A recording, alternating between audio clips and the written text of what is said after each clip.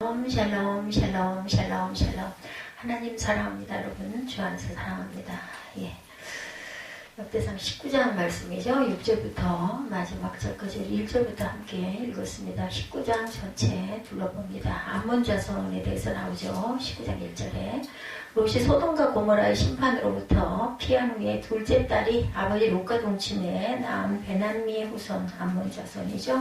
모압은 이제 첫째 딸이 아버지와 동침해서 낳은 자녀들이 세운 거고요.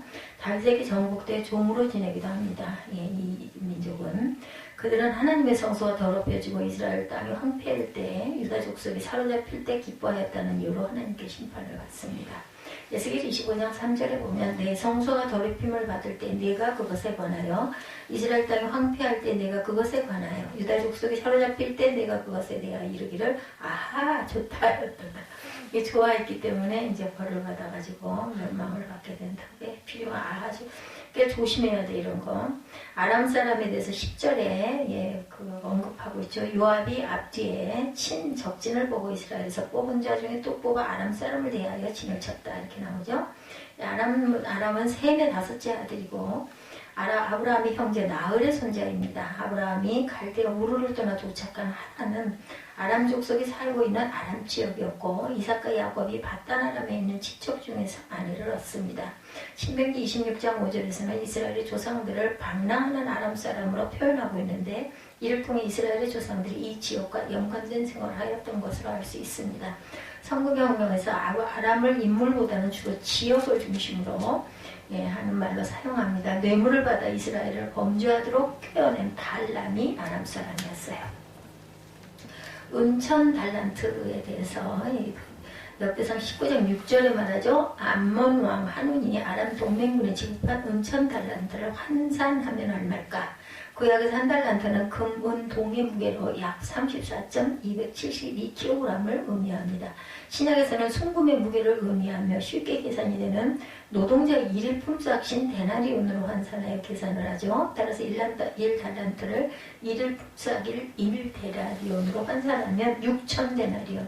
이것을 오늘날의 노동자의 하루 품삯 10만 원을 계산할 경우 1,000달란트는 10만 곱하기 6천 곱하기 1000은 6천억이 됩니다. 그러나 이것은 신약의 환산법이고 금과 은은 약 10배 이상의 가격차가 있으므로 은 1000달란트는 60억 이하로 볼 수 있다고 그러네요.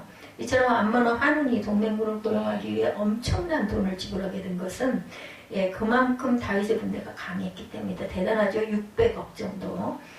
그래서 이런 비율을 대충 좀 알고 있으면 우리가 표현할 때 좀 쉽죠. 19장은 그렇게 내용에 중요한 부분들이 표기가 많이 나와 있지를 않아요. 자, 오늘 본문 1절부터 20장 3절까지의 부분은 사무엘하 10장과 12장 내용들과 굉장히 흡사하게 동일하게 나와 있는 부분인 것을 우리가 알고 갑니다. 19장의 주요 내용 총은 다윗에게 도전장을 냈다가 비참하게 패하는 암몬과 아람의 장면들이 나와 있습니다.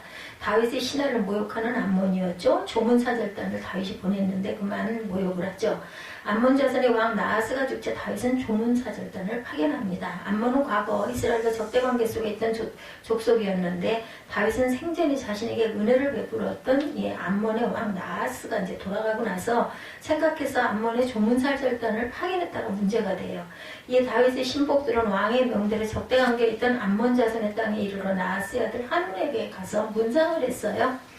좋은 게 그걸 다윗이 보냅니다. 참 다윗이 이런 부분을 잘했던 것 같아요. 보면은 굉장히 의리가 있게 어떤 은혜를 입었으면 꼭 반드시 갚죠. 사무엘하 10장 2절에 보면 다윗이 이르러 내가 나하스의 아들 한운에게 은총을 베풀 때 그의 아버지가 내게 은총을 베푼 것 같이 하리라 하고 다윗이 그의 신하들을 보내 그의 아버지를 조상하라니라 다윗의 신하들의 암몬 자손의 땅에 이르렀는데 이렇게 나옵니다. 은총을 베풀죠. 사무엘하 9장 1절에도 다윗이 이르되 사울의 집에 아직도 남은 사람이 있느냐 내가 요나단으로 말미암아 그 사람의 은총을 베풀리라. 그래서 요나단 아들을 다리를 저는 무비보셋이었던가요? 그 아들을 자신의 왕자들과 자신과 한 밥상에서 계속해서 밥을 먹게 해주는 그런 아주 은혜를 베풀죠. 다윗의 신복들을 모욕하는 한운입니다. 4절에 한온의 신하들은 은총을 베풀기 위해 파견된 다윗의 문상객을 정탐꾼으로 오해하죠. 한온은 신하들의 말만 듣고 다윗이 보낸 신복들을 정탐꾼이라는 혐의를 뒤집어 씌워 엄청난 수치와 모욕을 줍니다. 한온은 다윗의 신복들의 수염을 깎고 엉덩이 부분에서 옷을 잘라서 세상에 하체가 드러나도록 한 뒤 돌려보냈어요. 그 옛날에. 지금도 기가 막힐 텐데 엉덩이 부분 그 아래가 하나도 그 옷이 없도록 잘라서 보내버린 거죠. 파견된 사신에게 멸시와 조롱을 해서 모독한 것은 사실상 선전포교, 너희와 싸우겠다, 전쟁을 해도 좋다라는 행위라고 볼 수가 있죠. 정탐은 땅을 살피는 것을 얘기합니다. 사사기 18장 2절에 보면 단 자손이 소라와 에스다올에서부터 그들의 가족 가운데 용맹스러운 5사람을 보내어 땅을 정탐하고 살피게 했다. 이렇게 나오죠.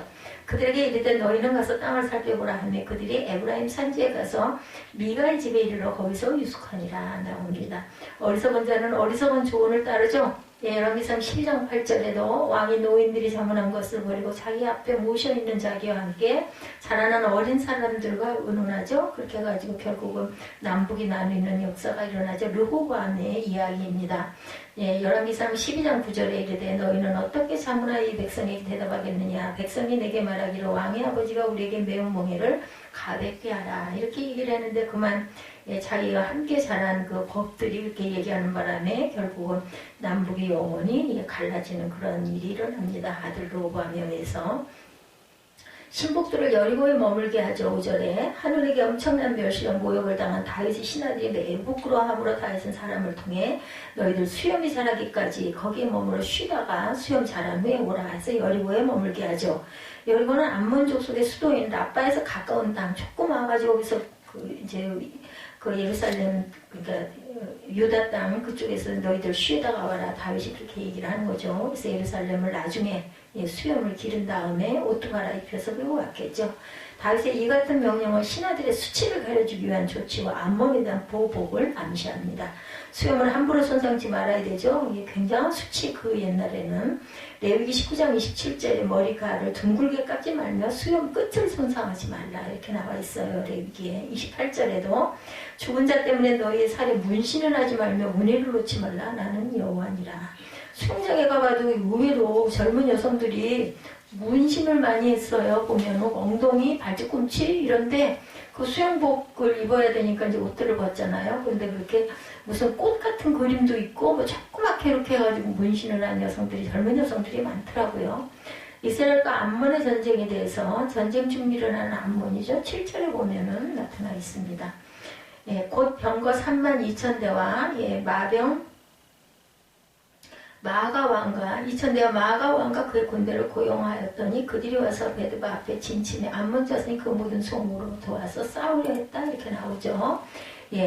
은혜를 갖기 위해 파견된 조문사절단에게 심한 멸시와 모욕을 준 뒤 이스라엘로 보낸 한우는 이미 전쟁까지 각오했어요. 각오했기 때문에 이렇게 했겠죠. 그래야 그는 33,000의 용병을 그 은 1,000달란트 나오죠. 아까 그 용병 아까 300억이라고 그랬죠. 그 용병 연합군들은 모압의 성읍인 메드바 앞에 진쳤고 암몬 자손의 모든 성읍은 모여와 싸우려 진을 칩니다. 한우는 자신의 잘못을 인정하기보다는 오히려 연합군을 모아 전쟁 준비에 박차를 가하죠. 다윗에게 미움이 된 줄 알죠. 사무엘하 10장 6절에도 암몬 자손들이 자기들이 다윗에게 미움이 된 줄 알고 암몬 자손들이 사람을 보내 벨로업 아람 사람과 소바 아람 사람의 보병 2만 명과 마아가 왕과 그의 사람 1,000명과 돕 사람 12,000명을 고용해서 돈을 주고 산 거죠.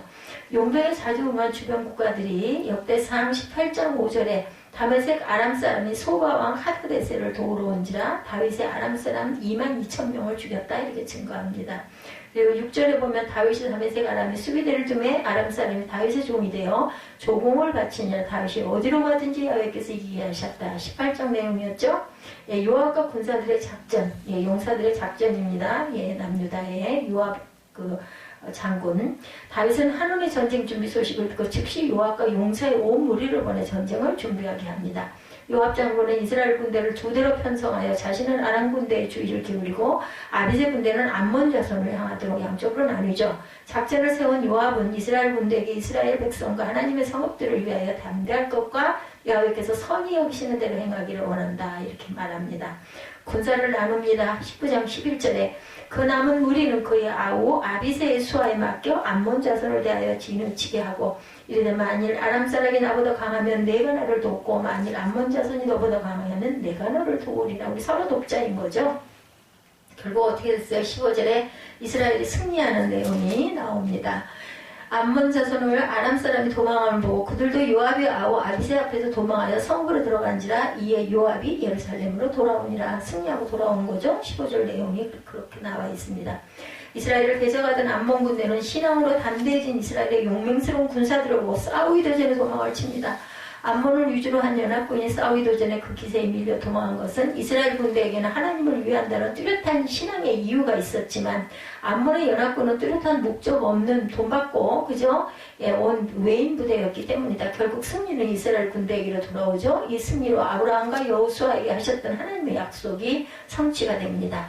도망하는 연합군에 대해서 19장 14절이죠. 요압과 그 추종자가 싸우려고 아람 사람 앞에 나아가니 그들이 그 앞에서 도망하고 암몬 자손은 아람 사람이 도망함을 보고 그들도 요압의 아부 아비새 앞에서 도망하여 성읍으로 들어간지라 이에 요압이 예루살렘으로 돌아오니라. 더 이상 추격하지 않고 요압 장군이 상당히 전쟁에는 능했던 사람이에요. 근데 믿을 수가 없는 사람이었죠. 압살롬을 죽이지 말라고 그랬는데 죽이기도 하고 그 다윗의 명령을 불복하는 일들을 많이 저지르고 결국은 나중에 그 변심해가지고 죽게 되죠. 하나님의 약속 창세기 15장 18절입니다. 그날에 야훼께서 아브람과 더불어 언약을 세워 이르시되 내가 이 땅을 애굽 강가에서부터 그 큰 강 유브라데까지 네 자손에게 주노니 말씀합니다. 아람과의 전쟁에 대해서 17절에 재침략하는 아람 17절에 증거합니다. 어떤 사람이 다윗에게 전하며 다윗이 온 이스라엘을 모으고 요단을 건너 아람 사람에게 이르러 그들을 향하여 진을 치니라. 다윗이 아람 사람을 향하여 진을 치매 그들이 다윗과 맞서 싸우더니 아람 사람이 이스라엘에서 도망한지라. 다윗이 아람 병거 7,000대의 군사와 보병 4만 명을 죽이고 또 군대 지휘관 소박을 죽이매 하다베셀의 부하들이 자기가 이스라엘 앞에서 패하였음을 보고 다윗과 더불어 화친하여 섬기고 그 후로는 아람 사람이 암몬 자손 돕기를 원하지 아니하였다. 도와도 결국은 싸우다가 이렇게 지니까 더 돕질 않았다는 내용이죠. 하다데셀 군대 장관 소박에 대해서 16절에 아람 사람이 자기가 이스라엘 앞에서 패하였음을 보고 사신을 보내 강 건너편에 있는 아람 사람을 불러내니 하다데셀의 군대 사령관 소박이 그들을 거느린지라 이렇게 말합니다. 헬람에 대해서 16절에 사무엘하 10장 16절에 증거합니다. 하다데셀이 사람을 보내 강 건너쪽에 있는 아람 사람을 불러내며 그들이 헬람에 이르니 하다데셀의 군사령관 소박이 그들을 거두는지라 이렇게 증거하고 있습니다. 아람 군대를 격퇴하죠. 18절에 아람 군대가 다시 침략하자 이에 다윗은 온 이스라엘을 모으고 요단강을 건너 아람과 대진하죠. 다윗은 직접 전투에 참가해 이스라엘 군대를 진두 지휘합니다. 이 전투에서 다윗과 이스라엘 군대는 아람 전차병 7,000명과 보병 4만 명을 죽이고 군대 장관 소박을 죽이는 승리를 올리죠. 아람 연합군의 재침략에도 불구하고 하나님께서는 이스라엘에게 승리를 주십니다. 군대를 모으는 다윗 17절이었죠. 어떤 사람이 다윗에게 전하며 다윗이 온 이스라엘을 모으고 요단을 건너 아람 사람에게 이르러 그들을 향하여 진을 치니라. 다윗이 아람 사람을 향하여 진을 치매 그들이 다윗과 맞서 싸우더니 전략을 주시는 하나님이죠. 사무엘하 5장 24절 뽕나무 꼭대기에서 걸음 걷는 소리가 들리거든 곧 공격하라. 그때 야훼가 너보다 앞서 나아가 블레셋 군대를 치리라 하신지라. 이에 다윗이 여호와의 명령대로 행하여 블레셋 사람을 쳐서 게바에서 게셀까지 이르니라. 항상 전쟁에 하나님께서 말씀하시고 명령하시고 작전 짜시고 그리고 승리하게 하시는 하나님 아주 재미있는 부분들이 많이 나와요. 역대상 사무엘상하에도. 그래서 역대상 19장 내용의 결론은 이 사건을 통해서 이 암몬과 아람과의 전쟁 속에서 그릇된 판단은 무서운 결과를 낳게 된다는 사실을 알 수 있죠. 탈무드는 현인이 되는 7가지 조건을 제시하는 중에 진실을 인정하라. 또 자기가 알지 못한다고 해서 남의 말에 쉽사리 기울이지 말라 등의 충고를 하고 있습니다. 우리는 매사에 신중하게 판단해서 화를 자초하는 일이 없도록 해야 되겠죠. 그거 조문하려고 순수한 뜻으로 보냈는데 그만 자기들을 정탐하러 왔다 해가지고 이상한 전쟁이 일어난 거예요. 19장 내용을 보면은 믿지 못하고 다윗이 저쪽 선의로 사람을 보냈는데 그만 멸시해서 보내죠. 수염을 깎고 옷을 궁둥이까지 찢어가지고 보냅니다. 암몬이라는 나라의 나하스라는 왕이 수명이 다하여 죽고 그 아들 한눈이 문제야. 한눈 눈이 하나니 이게 문제가 생기죠. 왕의 즉위합니다. 나하스는 생전을 다윗 왕과 절친했어요. 다윗은 그의 죽음을 슬퍼서 조문사절단을 암몬에 보낸 거죠. 정말로 순수하게. 그런데 한눈의 신하 중에 몇지 다윗의 사제는 조문을 위함이 아니라고 나라를 정탐하여 침공하기 위해서 왔다라고 잘못 간언을 하죠. 미련한 한눈은 조문사절단의 수염을 자르고 옷을 중동볼기까지 잘라서 망신을 주어서 되돌려 보내죠. 그들이 소식을 들은 다윗은 매우 섭섭이 아니죠. 분노가 일었겠죠. 그들이 수염을 길러 돌아오기를 부끄러워한다는 것을 알고 수염이 자랄 때까지 여리고 있다가 돌아오라고 말합니다. 한눈은 자신의 행동이 다윗의 분을 자극해서 침공이 올 것을 염려하고 앉아서 침공을 당하느니 먼저 선수를 치자하고 또 생각을 했어. 그래서 이건 1,000달란트로 이 아람의 병거를 32,000승을 삭슬내어 빌려, 아까 뭐라고 그랬어요? 200억이라고 그랬죠? 예, 600억이라고 그랬나요? 네, 아까 여기 나와 있었는데 600억이 맞아요? 600억. 기억력이 나보다 훨씬 좋아. 써놨으니까 알지. 나는 그냥 얘기하고도 또 금방 잊어버리니까. 대단해. 600억이면 그저 돈도 많아. 요압은 신실한 하나님의 일꾼이었습니다. 다윗은 요압이라는 군대장관을 사령관으로 하여 그들의 침공을 막죠.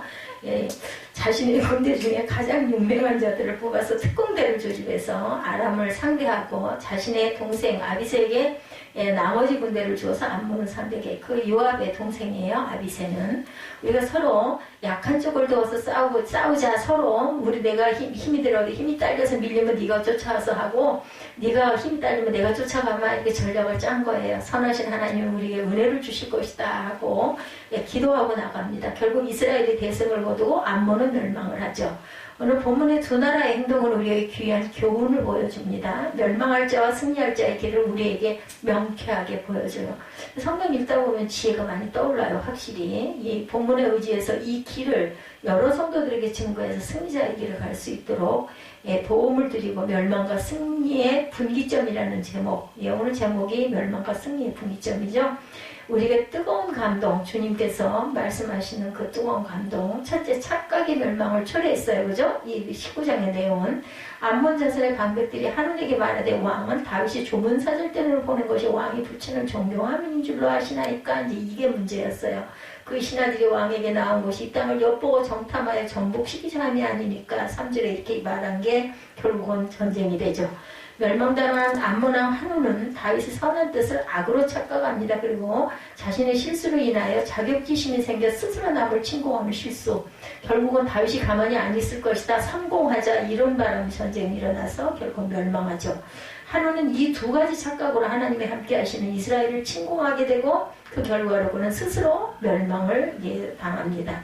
우리는 우리를 돌보아주시고 우리에게 항상 은혜를 주시는 하나님의 귀한 뜻을 바로 알아야 되겠죠? 예, 착각으로 인하여 멸망하는 실수 절대 얼마나 억울하고 얼마나 바보 같아, 그죠? 뭐 누가 바보 아니야 했다는 것처럼 바보 같아. 그러니까 자신의 가지고 있는 주머니 돈을 더 헐지 않고, 은행에서 대출 받지 않고 있는 거 갖고 어떻게 때려 맞추려고 하다 보니까는 이제 터무니가 없으니까 억지를 쓰는데 정말 바보죠. 둘이 똑같이 만났어, 바보끼리. 바보 자승이네. 보니까 자신의 실수는 작게 보고 남의 실수를 크게 보는 착각을 저지를 때가 있어요. 우리는 항상 우리 부분에 굉장히 뭐라 그래요? 좀 이렇게 너그럽죠. 상대방에 대해서는 아주 보면은 정말 아주 얄짤없다고 그러죠. 이렇게 굴면서 우리의 실수나 이런 부분에서는 굉장히 관대합니다. 예수님은 자신의 눈에 들보는 보지 못하고 형제 눈에 티를 보는 실수를 범하지 말기를 촉구하시고, 바리새인을 향하여서는 하루살이는 걸러내고 약대는 삼키는 우를 행함을 책망합니다. 하루살이는 진짜 조그맣잖아. 약대는 크죠. 근데 약대는 삼켜. 어떻게 삼켜? 안 넘어갈 텐데. 그러다가 목에 걸려서 죽겠죠. 하루살이는 오히려 너무 삼켜도 안 죽을 텐데. 이런 그 바보 같은 짓, 정말 어리석은 거죠. 우리는 누구보다도 우리가 교회 생활을 하고 남의 신앙 생활을 우습게 보는 착각 절대로 해서는 안 됩니다. 예, 우리 내가 가장 교회에 충성하고 필요한 존재로 여길 때도 있어요. 그죠? 참 이렇게 해야지 어떻게 그따위 저렇게 할까. 우리 눈에 상대방들은 그렇게 보여요. 다 뻔히 보여. 근데 내가 잘못하는 것은 잘 모르거든요. 스스로의 것은. 그게 나를 변화하기 위함이 이제 잘 그걸 몰라. 옆에서 보면 보이죠. 바울이 사울이었을 때 하나님을 위하여 하나님의 독생자를 핍박하고 그 자녀들인 크리스찬을 굉장히 사로잡고 핍박했죠. 그리고 그는 하나님을 가장 기쁘시게 내가 해드리고 있다 이렇게 생각을 했던 거죠. 어리석은 거죠. 그러다가 그는 다메섹 도상에서 나는 내가 핍박하는 예수라는 음성을 듣고 그만 자신의 잘못을 깨닫게 되죠. 그리고는 이제 나는 죄인 중에 괴수라고 회개합니다. 이 마음이 오는 거죠. 실제로. 오늘날 성도들 중에 주의 종을 핍박하고 멸시하면서도 하나님의 자녀인 형제들을 미워하면서도 하나님이 자신에게 복 주기를 간구하는 성도들 너무나 많습니다. 모르는 거예요, 이게 바로. 그래서 스데반도 저들이 하는 짓을 모릅니다. 예수님도 그렇게 하고 돌아가시죠. 착각은 멸망으로 통하는 지름길이라는 걸 절대 잊지 말아야겠다. 우리 모두 깊은 영의 눈, 아주 가장 중요한 게 영의 눈입니다. 나 자신을 돌아보고 자신의 부족을 날마다 부끄러워하고 회개해서 멸망의 길에서 벗어나 축복의 길에서는 저와 여러분이 되시기를 주의 이름으로 축원합니다. 이게 손글씨를 자꾸 써야 되는데 요즘에 이 컴퓨터 때문에 저도 계속 컴퓨터로 드래그 해가지고 가서 갖다 붙이는 것을 하고 이제 꼭 필요한 것만 어디를 치고 하다 보니까 손글씨 쓸 기회가 헌금봉투 쓸 때 외에는 없어요. 근데 오늘 작은 엽서에다가 성경 구절들을 그 감동 오는 구절들을 뽑아가지고 그걸 옮겨 써서 한 20장을 해가지고 카드를 만들어가지고 갖다 걸었어요. 엄청 피곤하더라고요. 그거 그 앞에 앉아가지고 하면은 이게 힘들고 아파가지고는 거의 비스듬하게 누운 상태로 앞에다가 그걸 뭘 하나 판을 놓고 앉아가지고 불을 켜놓고는 그걸 깨알같이 쓰다 보니까 피곤했던 것 같아요. 오늘 제가 아무것도 못하고 아직 날짜를 한 일주일을 밀고 왔어. 일주일 전부터 저걸 준비를 해놓고는 분명히 해야 될 텐데 하다가 오늘 그 주어를 안 하고 그냥 딱 오늘은 저것만 해야 되겠다 하고 며칠 전부터 기도를 했죠. 그래서 문구를 했다가 올해는 특징이 이름 쓰지 않았어요. 누구 앞이라는 걸 쓰지 않고 제비뽑기식으로 권인들이 뭐 그래봐야 몇 명 되겠어요? 관심 있는 사람들 뽑아가지고 하나님이 주신 말씀이겠거니 하고 봤으면 좋겠다라는 마음으로 써봤습니다. 우리 모두는 깊은 영의 눈을 가지고 잘 만들어졌더라고요. 고리가 저렇게 있어가지고 걸 수 있게끔 해서 가격도 별로 비싸지 않고 저걸 주문을 해가지고 받아서 저걸 만들었어요. 나 자신을 돌아보고 자신의 부족을 그 참 은혜가 되대요. 그거 쓰면서도 상당히 그러니까 참 보면 하나님의 그 섭리가 참 대단한 것 같아요. 누구를 축복하면서 내가 한 번 더 먼저 축복을 받는 거죠. 그리고 또 읽으면서 또 그것을 가슴에 새기는, 마음판에 새기는, 그리고 또 영적으로 깨달아지는, 그래서 참 성경은 좋은 것 같습니다. 이 어느 때인가부터 뭐 말로 쓰는 부분은 이제 다 잊어먹었어. 그전에 저도 참 좀 글을 쓴답시고 썼는데 이제는 성경 구절밖에는 정말 귀하게 쓸 수 있는 게 없겠다. 이제 상대방들은 뭐 맨날 뭐 교회에서 목사가 하는 게 그냥 성경 구절 뿐이면 좀 그게 그럴 수도 있는데 뭐 저는 뭐 너무 좋으니까 이 어떤 구절을 쓸까요 하다가 하나님께서 마음을 주셔가지고 그 준비한 게 뭐 한 달 정도 가까이 됐어요. 그 마음으로 구상하고 생각하고 하다가 한번 만들어 봤습니다. 그리고 기쁘기도 했어요. 그 힘이 굉장히 많이 들었는데 그래도 하고 나니까는 기분이 좋더라고요. 좀 남았는데 아직도 힘이 또 더 있으면 좀 더 써야죠. 한 사람 앞에 한 장이 아니라 한 20장 정도를 해서 그 중에 본인의 가질 것 하나를 뽑아가지고 말씀을 보는 것도 은혜겠다 해서 만들어 봤습니다. 세상을 삭내는 자는 멸망당합니다. 세상을 삭슬내는 자. 암몬 자손이 자기가 다윗에게 믿게 한 줄을 알아요. 그죠? 한운과 6절에 보면 한운과 암몬 자손은 더불어 은천 달란트를 아람 나하라임과 아람 마아가와 소바해본의 병과 마병을 삭슬내되 하고 나오죠.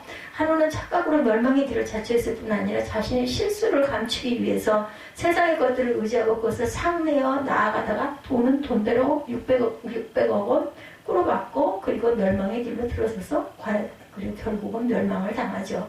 그는 다윗의 침공을 두려워해서 자신의 군대와 아람의 군대를 돈을 주고 빌리죠. 그것이 자신을 보호해 줄 줄 알았는데 결국은 멸망을 의지하긴 꼴이 된 거죠. 골리앗은 자신의 힘과 무기를 의지하다가 하나님을 의지하는 작은 소년 다윗에게 죽죠. 삼손은 자신의 힘을 믿고 살다가 하나님이 주신 나시린의 사명을 저버리고 우상의 나라의 이방 여인 드릴라를 사랑해서 두 눈을 잃어버리고 멸망을 자초합니다. 아브라함과 롯은 똑같이 갈대아우르에 으나 똑같이 생활을 해요. 그러나 아브라함은 하나님만을 의지하고 장막에 살고 세상을 다스리며 살았지만 롯은 그렇지 못했죠. 그로 인해서 아브라함은 하나님과 두 명의 천사를 대접함으로 우리에게 많은 교훈을 줬어요. 그죠? 이삭을 받게 되죠. 창세기 18장에 보면 아브라함은 단 3사람을 대접하기 위해 살찐 송아지를 잡고 세스 한 말 반이나 되네요. 세스아가 고운 가루로 빵을 굽죠. 그리고는 버터와 우유를 가지고 나무 아래서 너무 약소하고 부끄러우니 서서 잡수십시오 하고 정성을 다하여 대접을 하죠. 그런데 롯은 정반대였습니다. 천사가 자기 집 앞에 서서 그들을 영접하고는 대단한 것을 대접하는 양 커다란 상을 진설하고 한 가지 무교봉을 대접하죠. 단 한 가지였습니다. 무교봉은 우리가 가난하던 시절에 쪄먹던 개떡과 같은 것이라고 합니다. 단지 개떡을 대접하기 위해서 상을 펼쳤던 롯의 모습은 자신이 물질이 하나님이나 그 천사보다 더 중하고 아깝다는 표현이에요. 이게 상징이. 세상의 물질을 의지하고 하나님을 멸시하는 롯의 결과는 멸망이죠.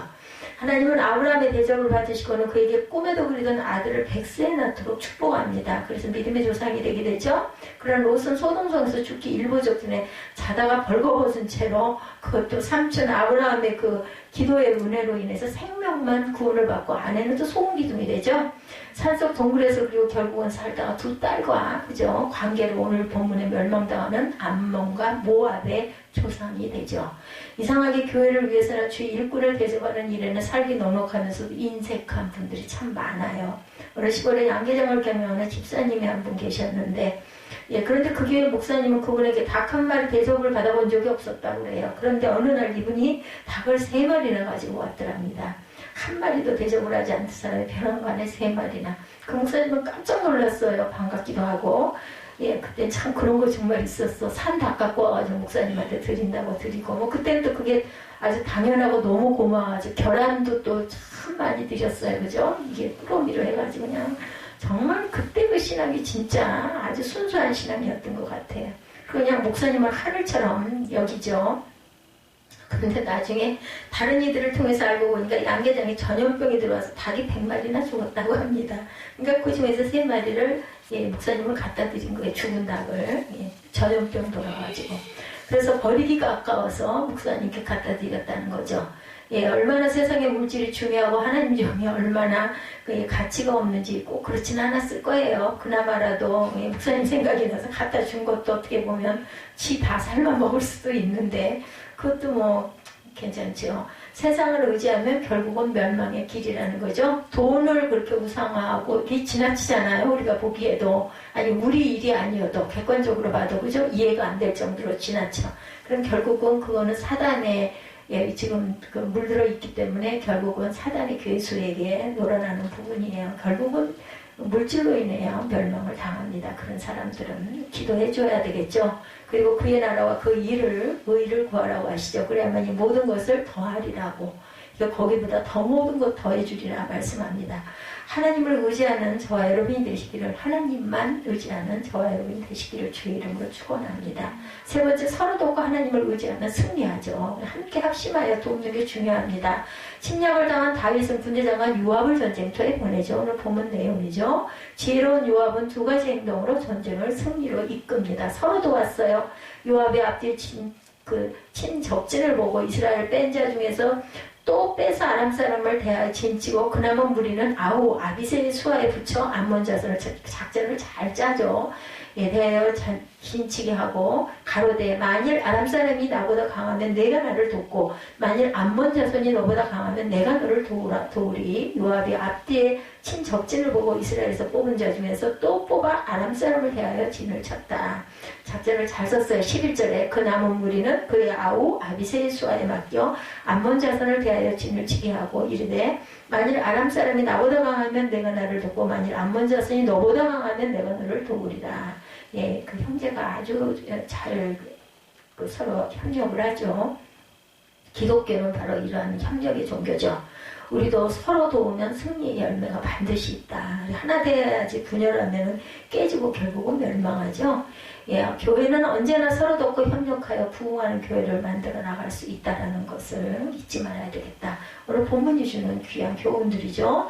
예, 하나님만을 의지했고 힘을 내라. 우리가 우리 백성과 우리 하나님의 사업들을 위하여 힘을 내자. 야훼께서 선히 여기시는 대로 행하시기를 원하노라. 2절 3절이죠.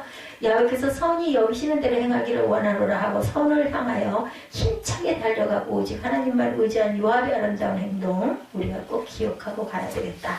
이런 작전은 잘했는데 그만 자기 명예를 지키는 부분, 자기의 그 권력을 중요시하는 부분에서 결국은 나중에 다윗을 배반했다가 죽음을 당하죠. 여호사밧은 하나님만 의지하고 성가들을 앞세워 적진으로 달려갈 때 승리합니다. 이스라엘 백성은 블레셋의 침공 때 사무엘과 더불어 기도하고 회개하며 정결한 제물을 드려 하나님께 제사할 때 하나님이 에베네셀의 축복을 내리시죠. 히스기야는 병들어 죽게 될 때 하나님만 의지하고 벽을 향하여 뜨겁게 회개하고 기도할 때 통곡의 벽 지금도 그대로들 한다고 그러죠. 하나님이 그를 병에서 놓여서 15년 연장을 해주고 자유하게 하는데 그만 그 15년 동안에 또 악을 저지르죠. 아들까지 주셨는데 예, 그래서 딱 됐을 때 가는 게 맞아요. 폴리철에는 목사님이 계셨다고 그래요.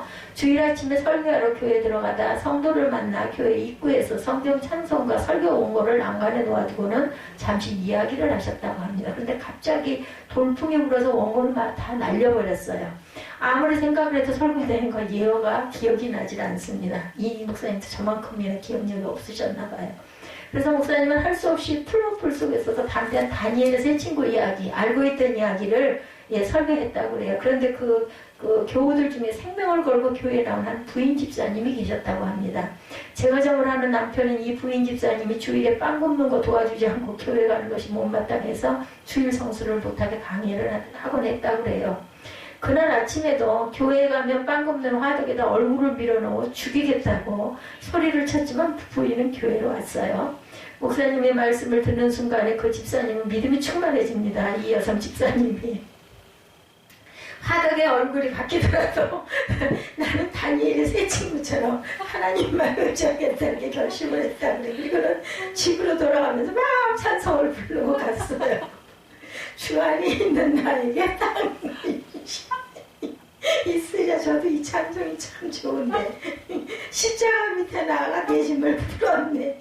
주님을 찬송하면서 할렐루야 할렐루야 내 앞길 벌고 오면서 나 주님만 따라가니 찬송을 부르며 가는데 가게 입구에 남편이 험상궂은 얼굴을 하고 빵 자르는 칼을 들고 서 있더라는 거죠. 근데 부인이 그 앞에 도착하자마자 남편은 칼을 떨어뜨리며 아내에게 이야기를 합니다. 여보, 나를 위해 기도해 주구려. 당신의 얼굴이 햇같이 빛나서 마주 쳐다볼 수가 없었구려. 이건 내 기적이네요. 그죠? 결국 그 부인은 하나님만 의지하기로 결심하자 포악한 남편을 하나님께로 인도하게 됐다고 합니다. 아마 역광 아니었을까? 마주보고 있고 아내가 가는데 그게 앞에서 역광에 비치니까 아내 얼굴이 막 해처럼 하얗게 보이지 않았을까? 근데 너무 막 정말 막 그게 필요해요. 우리가 가끔은 우리 세상적으로는 똥배짱이라고 하는데 이렇게 해가지고 찬양을 하면서 가니까 칼 들고 이걸 죽여 살려 하고 있다가 그만 그 기세에 눌려가지고 나를 위해 기도해줘야 해가지고 결국 딱 사로잡히는 결과 우리는 하나님을 의지해야 되겠다. 아무리 두렵고 어려워서 낙심이 돼도 하나님 앞에서 선히 여기시는 대로 행해 나가다 보면 하나님께서 이렇게 역경을 그죠? 무엇으로 하나님의 그 은혜로 인도하시는 귀한 역사가 있다는 것을 잊지 않는 저와 여러분이 되시기를 주님의 이름으로 축복합니다.